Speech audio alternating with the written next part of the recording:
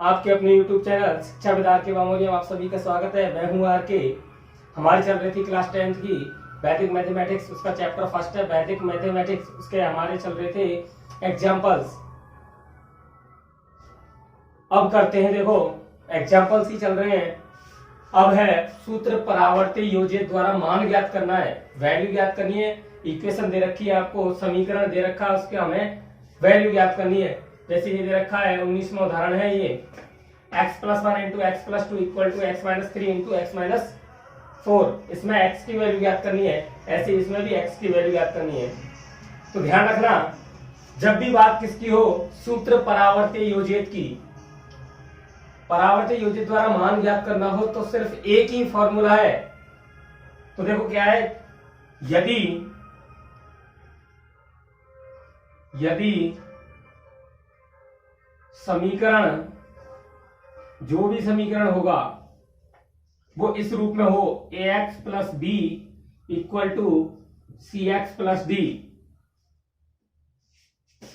के रूप में हो, तब मतलब कौन सी विधि की बात कर रहे हैं हम, सूत्र परावर्ती योजित द्वारा मान ज्ञात करना है। जो भी आएगा इनके साथ x की वैल्यू ज्ञात करनी है। यहाँ पर यदि समीकरण ax + b = cx + d के रूप में हो, तब हमें x की वैल्यू ज्ञात करनी है। तब हमें क्या निकालना है, x की वैल्यू निकालनी है, और इसका एक ही फॉर्मूला है। यहाँ पर जो x के साथ आएगा उसको a बोलेंगे, यहाँ पर b, यहाँ पर x के साथ आएगा उसको c बोलेंगे, और लास्ट वाले को क्या बोलेंगे, d। तो ध्यान रखना, इस रूप में हमें समीकरण को बनाना है। अगर किसी भी रूप में दे रखा हो समीकरण तो हमें इस रूप में बनाना है, और वो बनेगा निश्चित रूप से। सिर्फ एक ही फॉर्मूला लगाना है, जब इस रूप में समीकरण आ जाए ax + b = cx + d, तब हमें x की वैल्यू ज्ञात करनी है। तो क्या आएगा उसका formula, x = d - b / a - c। तो फॉर्मूला क्या है, d - b / a - c। Clear. तो देखो एग्जाम्पल नंबर 19 को करते हैं।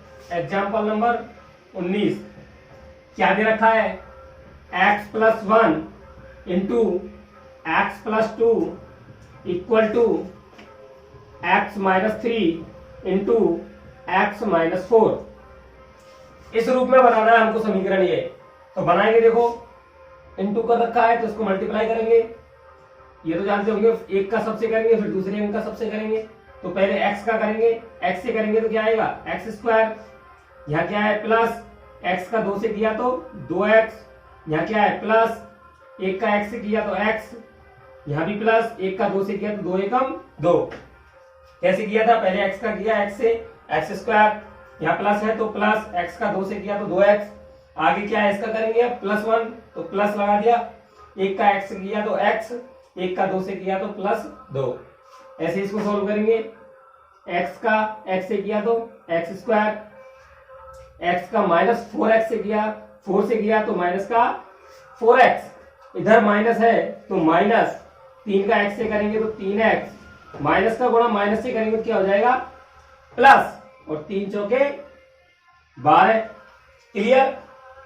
अब देखो यहाँ पर, यहाँ भी x² है और यहाँ भी x² है। अगर इस x² को एक को किसी को पक्षांतरण करें तो प्लस है दोनों तरफ, एक तरफ जाएगा तो माइनस का हो जाएगा, इसका मतलब वो कैंसिल हो जाएंगे। तो हम पहले ही काट देते हैं इनको, x² से x² कैंसिल, 2x और x कितना हो गया, 3x + 2 बराबर इतना। इधर कितना बचा हुआ है, -4x और -3x। माइनस के 4 और -3 कितने हो गए, -7 x लगा हुआ है, प्लस कितना है, 12।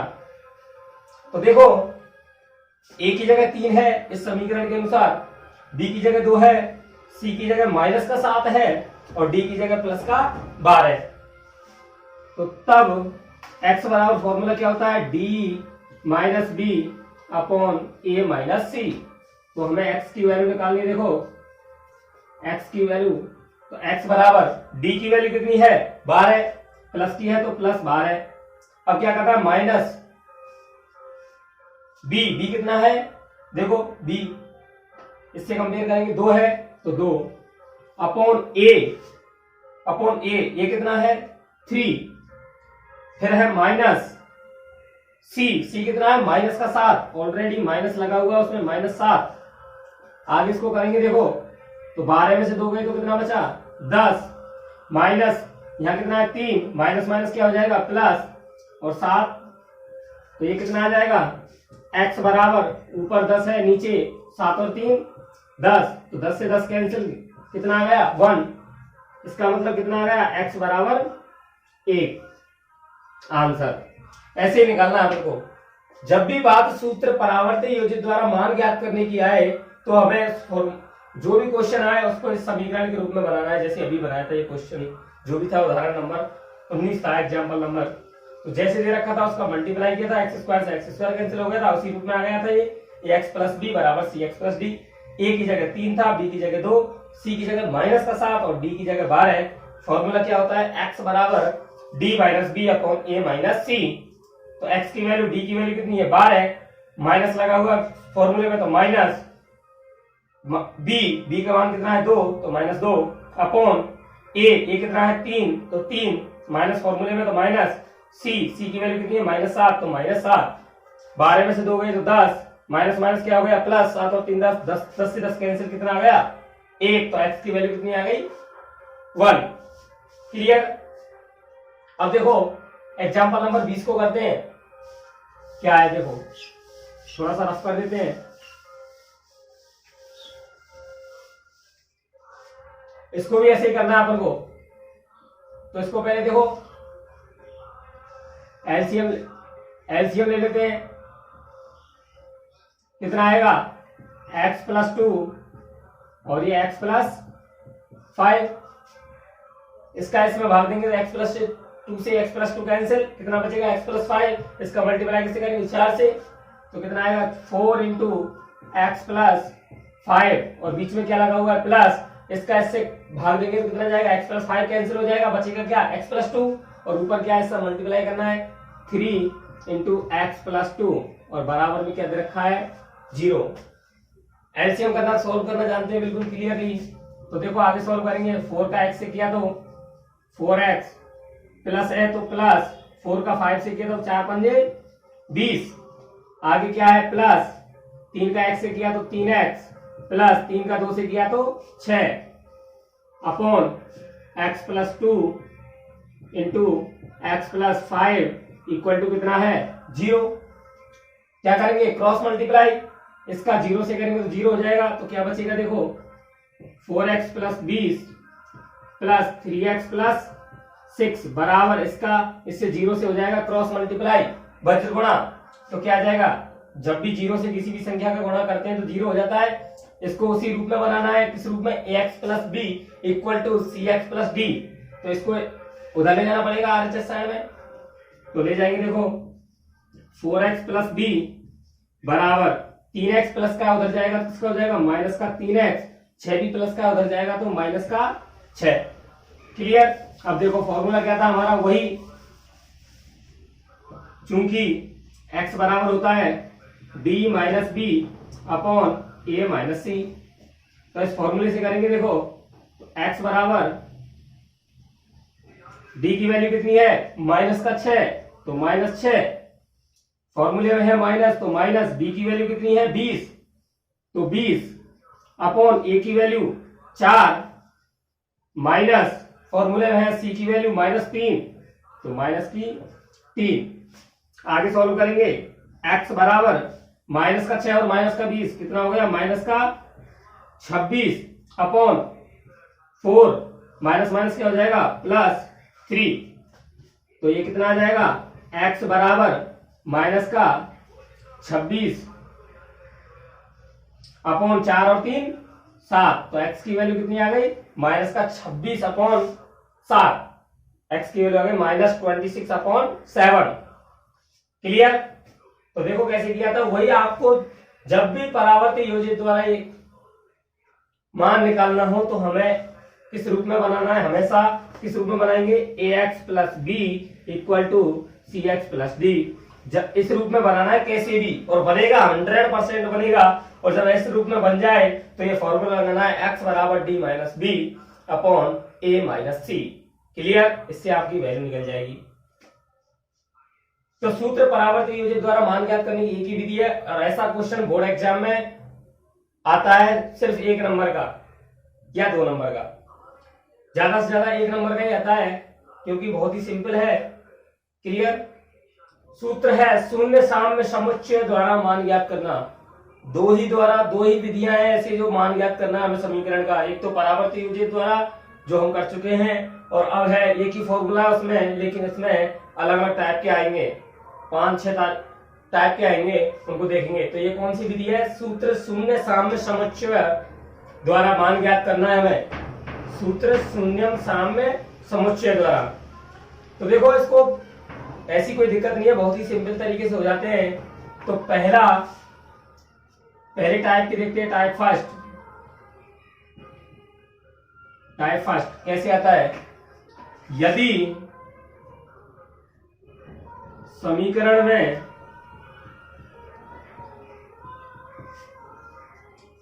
x उभयनिष्ठ हो,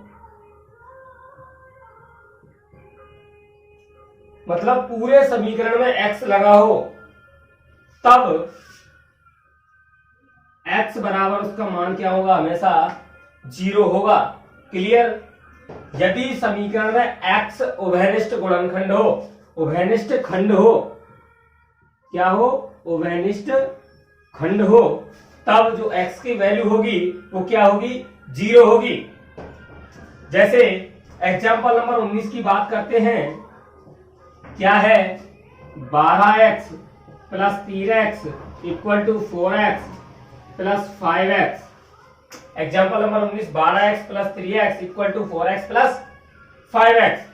मैंने बताया था अभी, यदि समीकरण में x उभयनिष्ठ खंड हो, मतलब x सभी जगह लगा हो, जैसे यहां भी x है, यहां भी x है, यहां भी x है, यहां भी x है, इसका मतलब x की वैल्यू का मतलब x का जो वैल्यू होगी वो कितनी होगी? 0 हमेशा। कितना भी आ जाए, जब सब जगह x लगा हो, मतलब उभयनिष्ठ खंड होगा x, तब x की जो वैल्यू होगी वो कैसी होगी? 0। ये है, यहां लिख रहा है चूंकि समीकरण में x उभयनिष्ठ खंड है। कैसा है? उभयनिष्ठ खंड है, तब x की जो मान होगा वो क्या होगा? 0। तो x का मान, तो 19वें क्वेश्चन जो भी एग्जांपल है 19वां, उसका आंसर क्या होगा? 0। सॉरी, एग्जांपल 19 नहीं है, कितना है?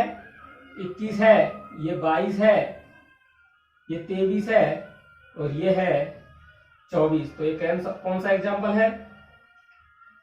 21वां, क्योंकि 19-20 तो अभी किए थे हमने परावर्त योजना द्वारा। तो एग्जांपल नंबर 21 जो था वो 12x प्लस 3x बराबर 4x प्लस 5x था। जब भी हमने बताया था कि समीकरण में यदि x उभयनिष्ठ खंड है, तब x की वैल्यू हमेशा क्या होगी? 0 होगी। क्लियर? अगला क्वेश्चन देखते हैं, देखो एग्जांपल नंबर 22, उसको सॉल्व करते हैं। ये आपको ध्यान रखना है कि यदि समीकरण में x उभयनिष्ठ खंड है तो x की वैल्यू क्या होगी? 0। डायरेक्टली ऐसे लिखना है, समीकरण में x उभयनिष्ठ खंड है, अतः x बराबर क्या होगा? आंसर 0। तो एग्जांपल नंबर 22 देखते हैं। देखो एग्जांपल नंबर 22 क्या है? 2 इंटू एक्स प्लस 1 बराबर 7 इंटू एक्स प्लस 1। तो यहां पर भी देखो, यहां भी x प्लस 1 आ रहा है कॉमन, यहां भी x प्लस 1 आ रहा है कॉमन। कहने का मतलब दोनों में कैसा है? उभयनिष्ठ है। और जब भी उभयनिष्ठ खंड आ जाए या गुणनखंड आ जाए, तब हमें उसका मान क्या रखना है? 0 के बराबर। जैसे यहाँ पर x था तो x बराबर 0, तो यहाँ पर क्या है? x प्लस 1, तो x प्लस 1 बराबर क्या होगा? 0। तो यहाँ भी लिखेंगे चूंकि समीकरण में x प्लस 1 एक उभयनिष्ठ गुणनखंड है। कैसा है? उभयनिष्ठ गुणनखंड है, तब क्या होगा? कौन सा है उभयनिष्ठ गुणनखंड? x प्लस 1, तो उसकी वैल्यू क्या रखेंगे? 0 के बराबर। तो x की वैल्यू कितनी हो जाएगी? प्लस 1 है, उधर जाएगा तो किसका हो जाएगा? -1। तो x का वैल्यू कितनी आ गई? -1। क्लियर? जब भी उभयनिष्ठ में x+2 आ गया, कुछ भी आ जाए सेम आना चाहिए, यहाँ भी x+1 है, यहाँ भी x+1 है, जो भी आ जाए उसको 0 के बराबर रखना है, तब हमें x की वैल्यू निकालनी है। क्लियर? जब भी उभयनिष्ठ गुणनखंड आ जाए, जैसे यहाँ पर सिर्फ x था तो x की वैल्यू क्या आएगी 0, x को 0 के बराबर रखना है, जो भी कॉमन आया उसको 0 के बराबर रखना है। यहाँ पर सिर्फ x था तो x बराबर क्या आ गया, उसका आंसर 0, और यहाँ पर क्या है उभयनिष्ठ गुणनखंड x+1, तो x+1 को 0 के बराबर रखा तो x की वैल्यू कितनी आ गई -1। तो ये थे टाइप फर्स्ट के कि यदि समीकरण में x उभयनिष्ठ गुणनखंड हो या कोई भी उभयनिष्ठ गुणनखंड हो, तब उसकी वैल्यू जो गुणनखंड होगा उसको 0 के बराबर रखना है और तब हमें x की वैल्यू निकालनी है। अब आते हैं टाइप सेकंड वाले। तो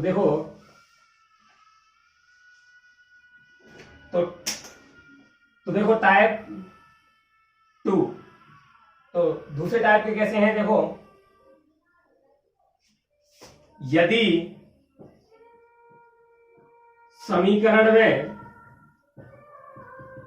अचर पद कांस्टेंट टर्म, अचर पद इसको इंग्लिश में क्या बोलते हैं, कांस्टेंट टर्म, अचर पद समान हो,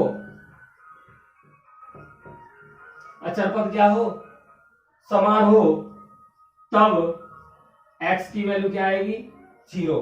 क्लियर? तब x बराबर क्या लिखेंगे हम, सीधा आंसर 0।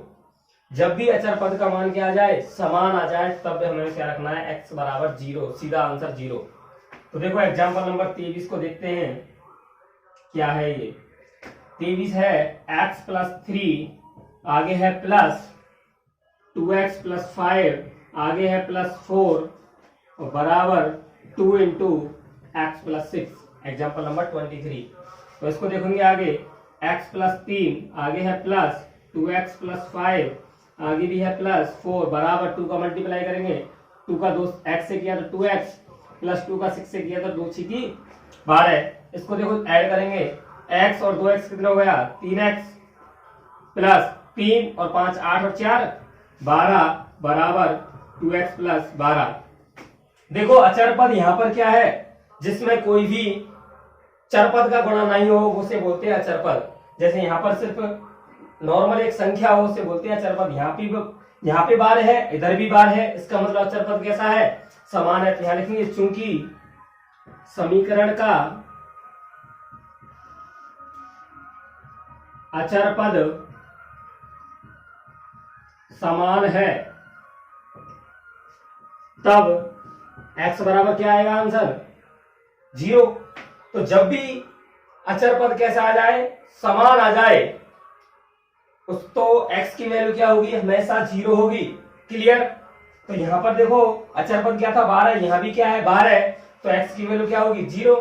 क्लियर? तो ये दूसरे टाइप के थे, जब भी समीकरण में अचर पद समान हो तो x की वैल्यू क्या होगी 0 होगी।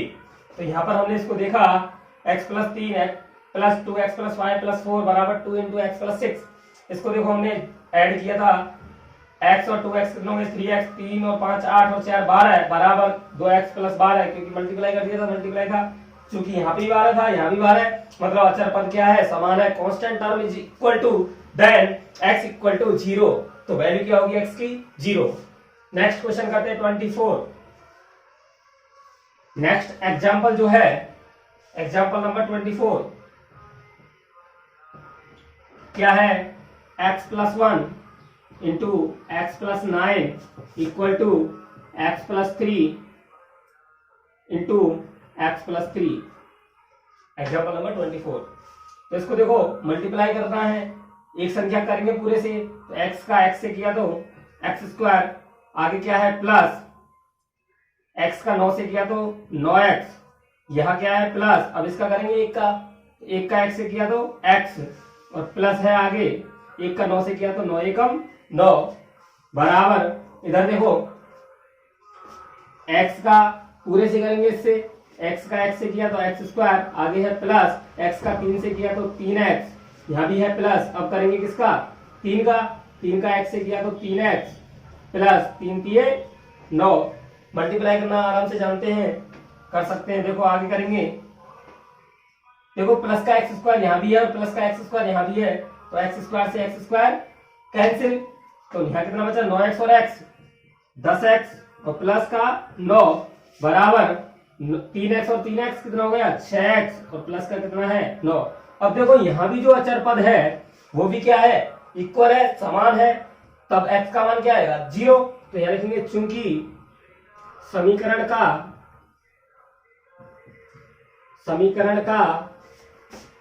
अचर पद समान है, अचर पद कैसा है समान है, तब जो x की वैल्यू होगी वो क्या होगी 0। तो x का मान क्या आ गया 0, यही आंसर है। तो देखो हमने आज किए थे परावर्त योजित द्वारा मान ज्ञात करना, उसका एक ही फॉर्मूला बताया था। जब समीकरण x plus b equal to c x plus d के रूप में है तो x की वैल्यू कैसे निकालेंगे x बराबर डी माइनस बी अपॉन ए माइनस सी। अब है दूसरा क्या है सूत्र शून्यम साम्य समुच्चय द्वारा मान ज्ञात करना है। इसका टाइप फर्स्ट बताया था, जब भी उभयनिष्ठ गुणनखंड आ जाए उसको 0 के बराबर रखना है। और सेकंड टाइप में क्या है कि यदि समीकरण में अचर पद समान हो तो x की वैल्यू क्या आएगी हमेशा 0 आएगी। जब भी अचर पद समान हो जाएगा तो x की वैल्यू क्या आएगी 0 आएगी। तो इसी तरीके से हमने किया था, यहाँ पे 9 और 9 दोनों इक्वल हैं, मतलब अचर पद इक्वल हैं, तो x की वैल्यू क्या आएगी 0। आई होप कि आपको समझ में आया होगा। समझ में आया तो वीडियो को लाइक करें, शेयर करें, और अभी तक आपने चैनल को सब्सक्राइब नहीं किया है तो सब्सक्राइब कर लें और बेल आइकन को प्रेस कर लें ताकि आने वाली वीडियो का नोटिफिकेशन आपको मिलता रहे। आई होप कि सभी अच्छे होंगे। लॉकडाउन चल रहा है इसलिए घर पे ही रहें, सुरक्षित रहें। Thank you.